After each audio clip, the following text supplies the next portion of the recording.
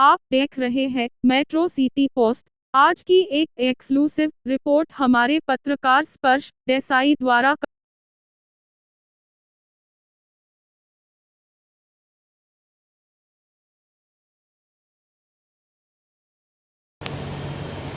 ठीक है.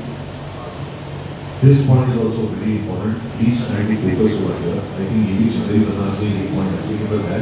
बहुत सारे जिनको शायद पता ही नहीं है, इसके ऊपर एक लैंडमार्क जजमेंट भी आ चुका है और उस जजमेंट के बेसिस पे डिपार्टमेंट सबको नोटिस इशू कर रही है. GST on gold retained during job work. Please understand and try to be clear. एक प्रिंसिपल होता है, ABC को 1 किलो मेटल इशू करना है for the purpose of minimum jewellery. 150 gram plus 4% wastage, 150 ग्राम मजदूरी प्लस 4% वेस्टेज दे रहा है. ABC लिमिटेड वो पूरे का पूरा XYZ को आउटसोर्स करता है, सेम टू सेम. वो बोलता है 125 ग्राम 125 रुपया प्लस 3% वेस्टेज. समझ में आ रहा है? Principal to ABC 150 gram plus 4% wastage, ABC to XYZ 125 gram plus 3% wastage. Clear? XYZ GST कितना लगाएगा? XYZ 125 रुपया जो उसकी मजदूरी है उसके ऊपर 5% लगाएगा. ABC लिमिटेड 150 ग्राम है उसके ऊपर 5% लगाएगा. यहाँ तक तो एकदम सिंपल है, सबको पता है. The question comes over here is जो 1% है जो ABC ने रिटेन कर लिया है, जो बचा के लिया है, उसके ऊपर कितना चीज 3, 5, 12. समझ में आ रहा है आपको मैं क्या बोल रहा हूँ? प्रिंसिपल ने ABC को दिया, ABC ने XYZ को दिया, प्रिंसिपल ने 4% वेस्टेज दिया, ABC ने 3% वेस्टेज दिया. 1% वेस्टेज जो होता है ABC ने अपने पॉकेट में डाल दिया. सरकार बोलती है इसके ऊपर GST आएगा. ABC बोलता है मैं भी GST भरने को तैयार हूं. Question is of rate 3, 5, 12, 80. कितना GST आना चाहिए? 3%. Very clear. सब लोग कर रहे हो 3%? अरे क्यों कर रहे हो? हाँ यहाँ पे बोलो कर रहे हो. Okay, please focus. What about the wastage of 1%? 10 gram wastage उसका क्या होगा? गवर्नमेंट इज सेइंग कि फर्स्ट ऑफ ऑल ये जो 1% बचाया है क्या वो गुड्स है या सर्विस है? That is the first question जो गवर्नमेंट को एडवांस रूल में पूछा गया है. वो गवर्नमेंट ने बताया कि इसके ऊपर 3% नहीं आएगा, इसके ऊपर 5% आएगा. व्हाई? बिकॉज दैट 1% जो बचा है it is nothing but a consideration for labour job. This is the landmark judgement by Abhushan jewellers private limited और इसके ऊपर 5% GST ऐसा गवर्नमेंट का है. According to Bhavin Mehta, according to me, I went through the entire judgment. मेरे हिसाब से जो उनके CA ने जो ये ड्राफ्टिंग या एडवांस की एप्लीकेशन की थी उसमें डायरेक्टली ऐसा पूछा गया कि ऐसा आंसर पूछा कि गवर्नमेंट ने डायरेक्टली 5% बोल दिया. But according to me, it is 3%. There are many cases which I have gone through. I am fighting for it. I am very hopeful. This is again an industry issue. If you want to take, you even talk to the ministry and they will put that you complete the clarification. अगर आप ये representation हमारे through ले आओगे तो हम इसका clarification आपको दे देंगे. According to me, it is 3%.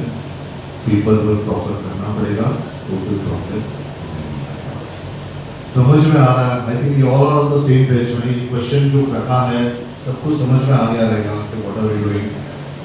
बहुत सारे लोग सिर्फ सोच रहे हैं हाँ बोलूँ ना बोलूँ.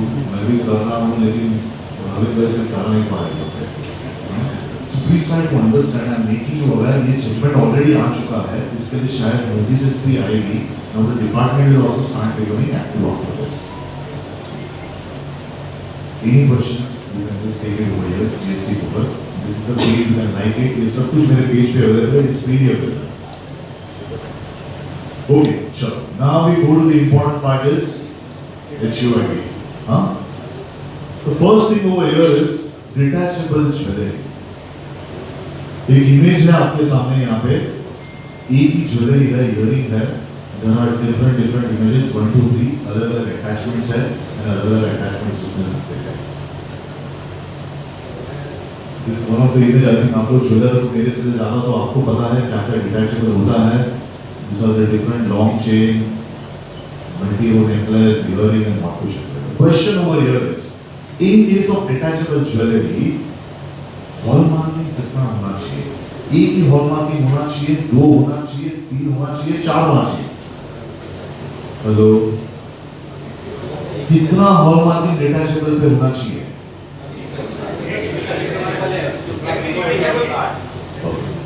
सब लोग ज्वेलर से बोले जितना डिटैचेबल उतना होना चाहिए, लेकिन सब लोग एक ही होना चाहिए. This has been very commonly found out. चलो हम लोग ऑडिट पे जाते हैं. When we go to the showroom, मेरी टीम जब ऑडिट करती है, तो उधर सर मंगलसूत्र पे एक ही एक्चुअली था. डिटैचेबल पार्ट था उसके ऊपर नहीं था. वही. डिटेचेबल ज्वेलरी होता है वो यूज एक ही पार्ट का होता है, ना कि उसको किसी और के साथ में अटैच करेंगे, वो नहीं होगा.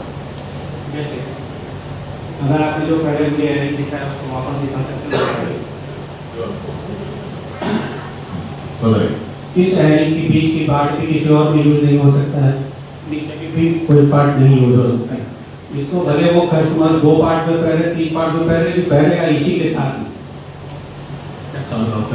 मतलब एक ही होना चाहिए, एक होना चाहिए एक ही, लेकिन प्रावधान ऐसा नहीं. प्रावधान में आप नहीं समझते. हमको तो एक ही बात है कि जो भी लेडी लेगी वो वही यूज कर सकेगी, दूसरा दूसरा कोई यूज नहीं कर सकेगा. That could be a commercial and a logical answer, but that is not legal. मैं थोड़ा इनकी बात से सहमत नहीं हूँ. लेकिन कल ही एग्जीबिशन थी और मैंने डिटैचेबल पार्ट के मंगलसूत्र और नेकलेस बेचे हैं. उसका इवन कभी किसी ने भी देखा होगा, अंगूठी का डंडी निकाल के उसका ऊपर का, मैं उसका वीडियो भी मंगा लेता हूँ. अंगूठी का डंडी नीचे से गोल घुमा लिया और उसको एक स्क्रू लगा के उसका पेंडेंट बना दिया.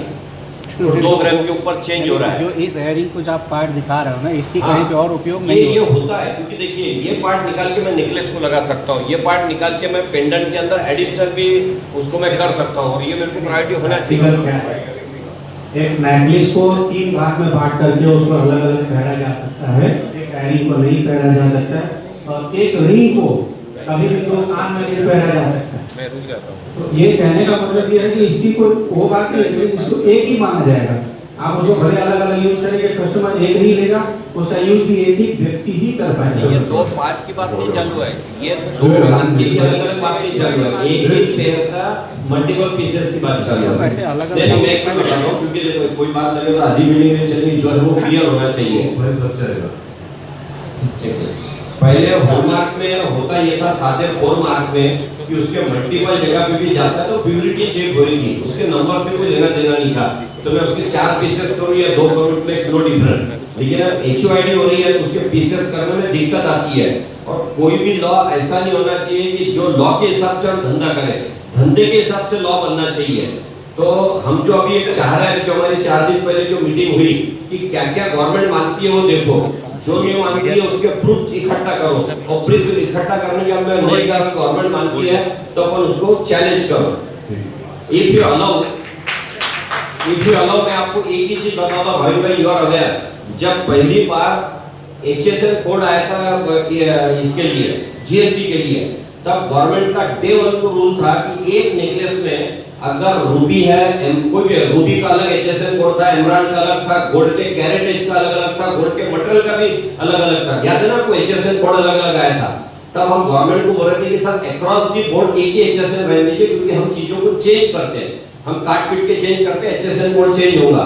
और मैं नाम के साथ बोलता हूं कि हसमुख अढ़िया जी जो है, जो चीफ क्या बोलते रेवेन्यू सेक्रेटरी थे, वो मानने के लिए तैयार नहीं थे. आपके ही मदद से और सही इसके नितेश की मदद से एक नेकलेस हमने लेके गया, और स्वर्गीय अपने क्या नाम शंकर भाई से उन्होंने एक इमिटेशन नेकलेस लेके आया. वो एक ही नेकलेस में माणिक, पन्ना, रूबी, एमराल्ड, मोती सारी चीजें थी. और हसमुख अढ़िया जी के पास में डायग्राम के साथ हम लेके गए और ओरिजिनल नेकलेस लेके गए कि सर इसको कौन सा HSN कोड लगेगा बताइए. ये रूबी भी है, एमराल्ड भी है, गोल्ड भी है, मोती भी है. तब उनके समझ में आया कि इसको एक HSN कोड हो नहीं सकता. तो गवर्नमेंट के पास में हमको ये जो बोल रहे हैं, मैं इसको मानने के लिए तैयार नहीं हूँ. इसको डिटैचेबल की हमारे को पूरी फ्रीडम होना चाहिए. हमारी ज्वेलरी है, 4 टुकड़े काटो तो भी वैल्यू कम नहीं होती, डिजाइन चेंज होती है, हम बेचेंगे उसको. बात प्योरिटी है ना सर.